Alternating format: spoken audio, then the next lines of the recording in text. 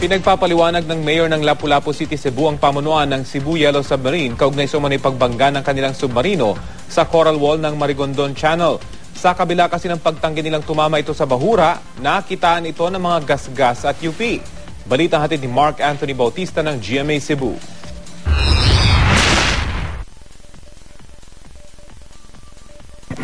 Sa video na kuha ng isang Japanese technical diver, makikita ang Cebu Yellow Submarine habang binabaybay ang ilalim ng dagat sa bandang Marigondon Channel.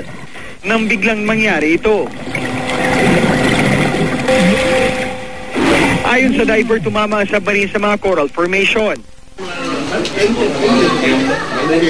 At nang inspeksyonin ng Lapu-Lapu City Divers at Task Force Kalikasan, nakitaan ng pinsala umano ang coral wall.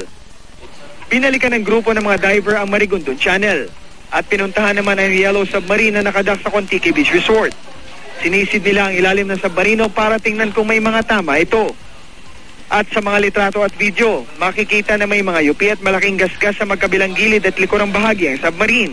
Ayon kay Lapu-Lapu City Mayor Paz Radasa, pinapakita ng mga gasgas at yupi sa iba't ibang bahagi ng submarino na magkabilang beses na itong nabangga. Dahil dito, pinagpapaliwanag ni Mayor ang pamunuan ng Cebu Yellow Submarine.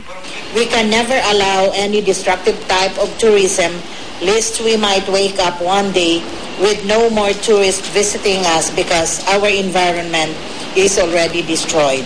Sinubukan ng GMA News na kunan muli ang panig ng operator ng Cebu Yellow Submarine, pero ayon sa kanilang tagapagsalitang si Agnes Escanio, maglalabas na lang daw sila ng opisyal na pahayag sa mga susunod na araw. Nauna na nilang tinangging bumangga ang submarino sa Contiki Coral Wall sa kabila ng video na kumakalat sa YouTube. Dahil sa video ng Japanese diver ni Toyoda Satoshi, sinuspindi ng lokal na pamahalaan ng Lapu-Lapu ang operasyon ng Cebu Yellow Submarine. Nagpapasalamat si Mayor Radasa sa Japanese diver dahil sa malasakit nito sa nasirang coral reef. Plano ng Luzon ng Lapu-Lapu na parangalan ng hapon. Samantala, dahil suspindido ang operasyon ng Cebu Yellow Submarine, ang industriya ng turismo sa Lapu-Lapu City apektado. Mula sa Cebu City, Mark Anthony Bautista, GMA News.